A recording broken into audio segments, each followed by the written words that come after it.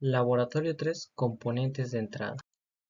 Sensores de estado pull-up y pull-down.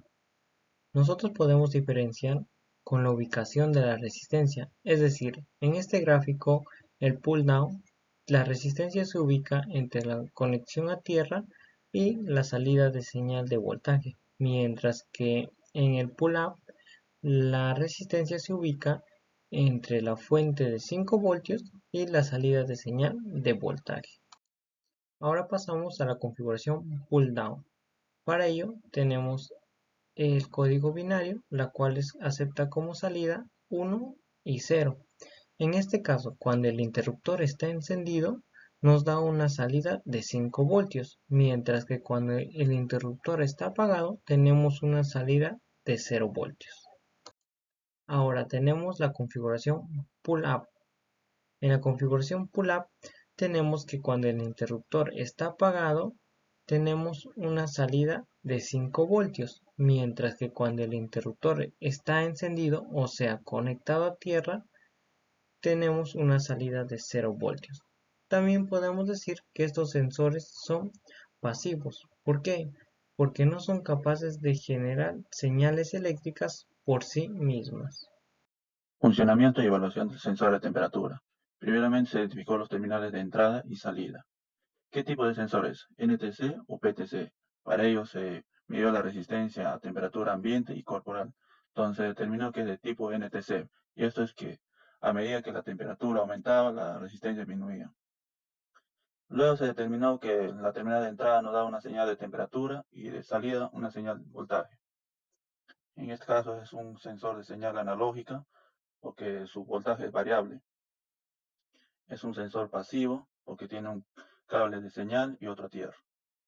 Luego, con el uso de multímetro, se midió la señal de salida, lo que nos dio un resultado de 3.40 voltios. Y este se verificó con la fórmula del divisor de voltaje, lo cual nos dio un resultado de 3.39, lo cual es correcto, ya que es igual con el valor experimental y el valor teórico.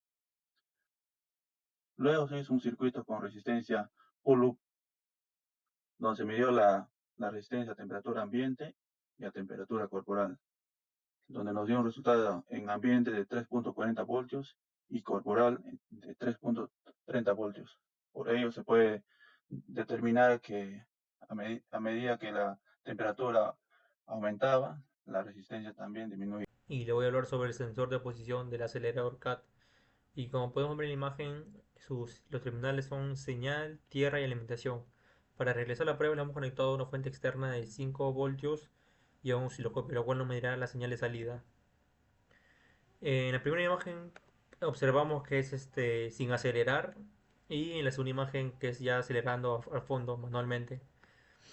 Y como podemos ver, la frecuencia, el periodo, el voltaje máximo, el voltaje mínimo son constantes y lo que sí varía es el ancho de pulso, que es el porcentaje.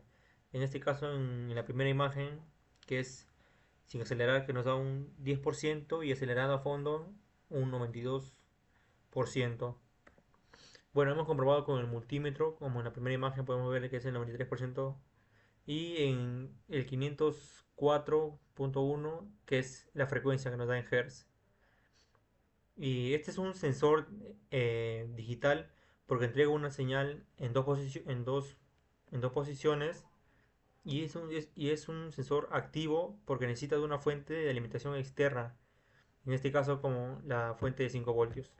La evaluación de sensores de velocidad con el sensor Hall y el sensor de campo magnético para simular el funcionamiento del cigüeñal y el árbol de levas en un motor de combustión interna. Primero, identificamos el sensor del efecto Hall, el cual se encuentra alineado con la rueda pequeña que representa el cigüeñal. Este sensor tiene 3 terminales: alimentación, tierra y señal.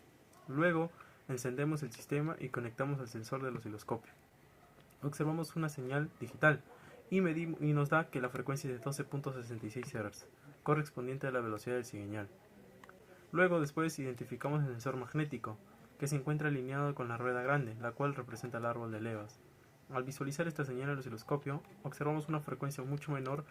Para obtener el valor exacto, primero calculamos el periodo de la señal, y luego la frecuencia inversa, que nos dio aproximadamente 6.3 Hz. Esa frecuencia corresponde al árbol de levas, Como el árbol de levas gira a la mitad de velocidad del cigüeñal, multiplicamos las RPM obtenidas por 2. Entonces convertimos 6.25 Hz a RPM, lo que nos dio 375 RPM. Al multiplicarlo por 2 los Hz del árbol obtenemos 12.5, lo cual concuerda con los Hz que obtuvimos inicialmente con el sensor de Hall. Esto confirma que ambos sensores funcionan correctamente y que el osciloscopio es una herramienta precisa para analizar el funcionamiento de sensores de velocidad en los motores.